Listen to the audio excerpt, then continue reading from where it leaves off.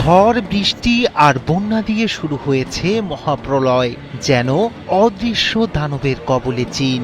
আকাশ জুড়ে কালো মেঘ, দানবের মতো গর্জন করা ঝড় আর মুষলধারে বৃষ্টিতে মুহূর্তেই তলিয়ে যাচ্ছে শহর, উপড়ে পড়ছে শত শত গাছ, ধসে পড়ছে পাহাড়। এতে দীর্ঘ হচ্ছে লাশের সারি। প্রাণ বাঁচাতে ঘর থেকে পালিয়েছেন ৬ লাখের বেশি মানুষ। শুধু চীন নয়, প্রকৃতির উন্মত্ত তাণ্ডবে লণ্ডভণ্ড হয়ে যাচ্ছে পূর্ব এশিয়ার বিস্তীর্ণ জনপদ। তাইওয়ানে আহতের সংখ্যা শতাধিক, আর ফিলিপাইনে ঝড়ের প্রভাবে বন্যায় ঝরেছে অন্তত ১৭টি প্রাণ। শক্তি কিছুটা কমলেও বাভির বিশাল বৃষ্টিবলয় এখনো মৃত্যু ফাঁদের মতো ঝুলে আছে পূর্ব এশিয়ার আকাশে। আবহাওয়াবিদদের আশঙ্কা, সবচেয়ে ভয়াবহ অধ্যায় হয়তো এখনো বাকি। প্রকৃতির তাণ্ডবে আবারও বিপর্যস্ত পূর্ব এশিয়া।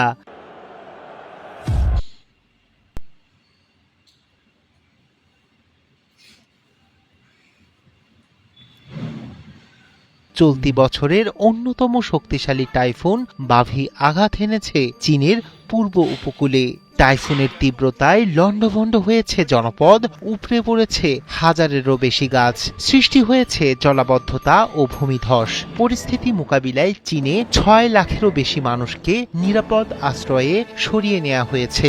অন্যদিকে তাইওয়ানে আহত হয়েছেন অন্তত ১৩৪ জন। আর ফিলিপাইনে বাভির প্রভাবে শক্তিশালী হওয়া মৌসুমি বৃষ্টি কেড়ে নিয়েছে অন্তত ১৭টি প্রাণ।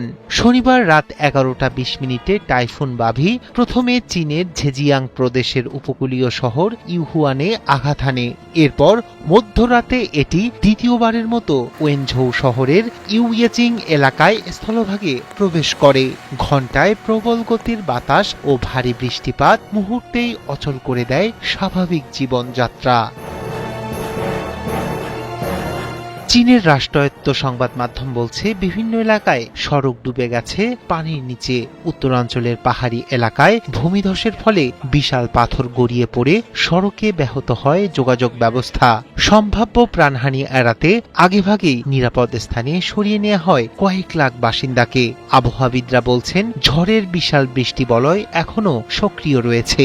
ফ্রান্সের আয়তনের সমান এই বৃষ্টির মেঘ পূর্ব ও উত্তর চীনের বিস্তীর্ণ এলাকায় আরও কয়েকদিন ভারী বর্ষণ ঘটাতে পারে।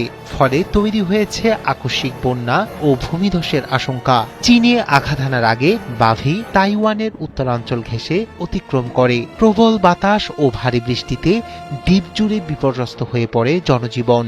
তাইওয়ানের দমকল বিভাগ জানিয়েছে, ঝড়ে আহত হয়েছেন অন্তত ১৩৪ জন, যদিও এখন পর্যন্ত কোনো প্রাণহানির খবর পাওয়া যায়নি। দেশটির জরুরি সেবা সংস্থাগুলো ক্ষতিগ্রস্ত এলাকায় উদ্ধার অভিযান, সড়ক পরিষ্কার এবং বিদ্যুৎ ও যোগাযোগ ব্যবস্থা স্বাভাবিক করতে কাজ চালিয়ে যাচ্ছে। এর আগে টাইফুন বাভি জাপানের দক্ষিণাঞ্চলের সাকিশিমা দ্বীপপুঞ্জেও ভারী বৃষ্টি ও ঝড়ো হাওয়া নিয়ে আসে। যদিও জাপান ও তাইওয়ানে কোনো প্রাণহানির ঘটনা ঘটেনি, তবে ফিলিপাইনে এই ঘূর্ণিঝড়ের প্রভাবে শক্তিশালী হওয়া মৌসুমি বৃষ্টি ও বন্যায় অন্তত ১৭ জনের মৃত্যু হয়েছে। আবহাওয়াবিদদের সতর্কবার্তা, বাভির মূল শক্তি কমে এলেও এর বৃষ্টিবলয় এখনো অত্যন্ত বিপজ্জনক। তাই সতর্কতা অব্যাহত রাখা হয়েছে পূর্ব এশিয়ার বিস্তীর্ণ অঞ্চলে।